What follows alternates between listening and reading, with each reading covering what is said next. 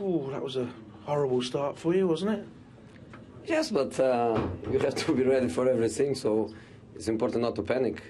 It was important that we kept the emotional balance. We were not in panic, we were not unbalanced.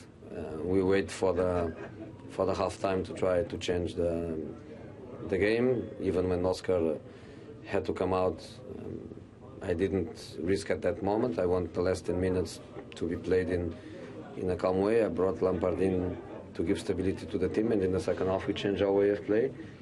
I think the players were fantastic in the way they accept that challenge to play the way we were going to play, and I think it was difficult for Southampton. Since the beginning of the second half, it was easy to feel that they were in trouble. They couldn't build the way they build, and we were starting dominating and creating chances. So I think was a deserved victory.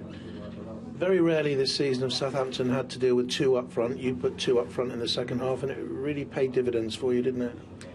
You know, probably people is afraid to do it because they have so many people in midfield, and they bring the wingers inside to play inside and to accumulate people in the center of the pitch. So maybe people is afraid to play the way we did it. But we spoke before the game with Arsenal winning yesterday, with Liverpool, Man United and Tottenham losing points today.